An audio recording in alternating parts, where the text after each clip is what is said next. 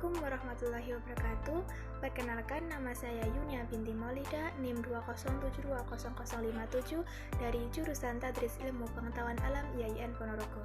Di sini saya akan menjelaskan mengenai tanah untuk keberlangsungan kehidupan. Tujuan dari pembelajaran ini siswa dapat memahami materi tanah dan keberlangsungan kehidupan dengan baik. Tanah adalah komponen penting dalam keberlangsungan hidup di bumi.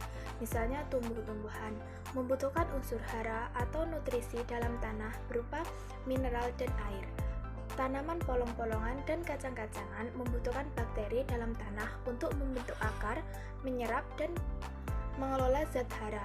Peran tanah bagi makhluk hidup yaitu tempat hidup hewan dan bakteri, penyedia kebutuhan dan penunjang kesehatan manusia, penyedia dan penyaring air, tempat hidup hewan dan bakteri.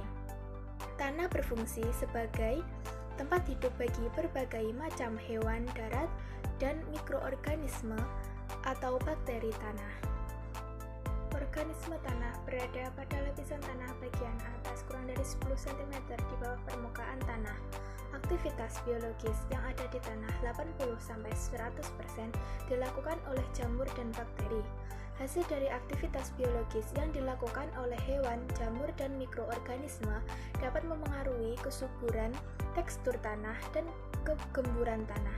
Berikut contoh organisme tanah, yaitu cacing tanah dan dekomposer organisme tanah melakukan dekomposisi atau penguraian bahan-bahan organik yang berasal dari sisa makhluk hidup.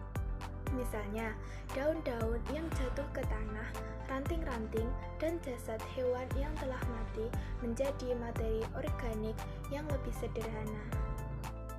Tekstur tanah merupakan besar kecilnya ukuran partikel yang menyusun tanah, merupakan ukuran proporsi relatif yang menyusun tanah. Tanah memiliki ukuran partikel berbeda-beda, sehingga dapat digolongkan menjadi tanah lempung, tanah liat, pasir, dan tanah campuran. Dari ketiganya jenis tanah diberi nama berdasarkan ukuran partikel utama atau kombinasi dari ukuran partikel yang paling melimpah.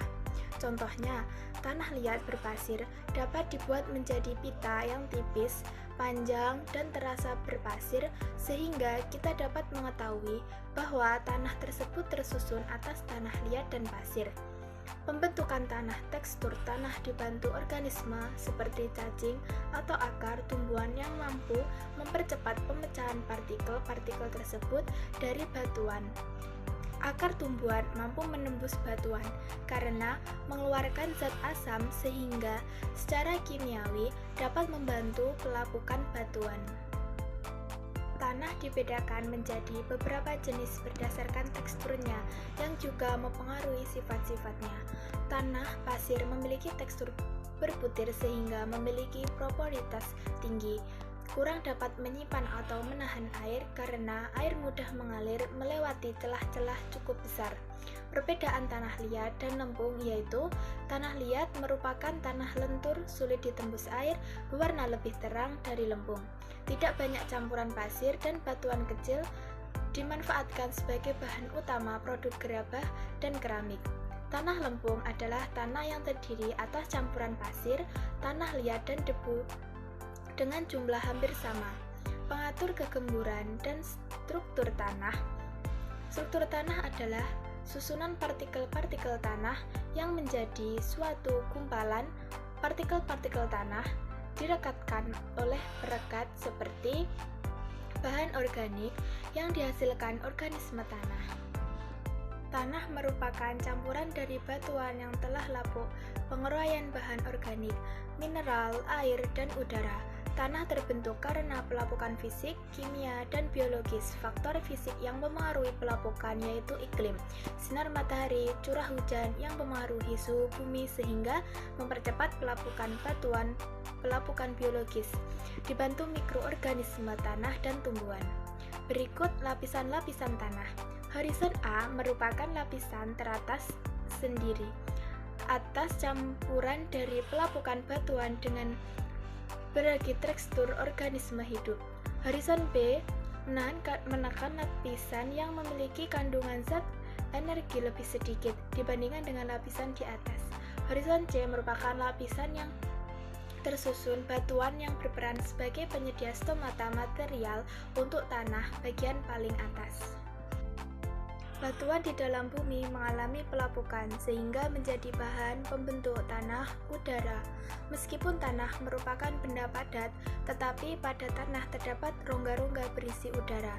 Berikut contoh rongga udara dalam tanah. Rongga udara terdapat di antara partikel atau butiran tanah, di antara batuan tanah, di antara batuan dan partikel tanah, di antara partikel tanah dengan akar, tumbuhan ataupun di antara akar tanaman dengan batuan.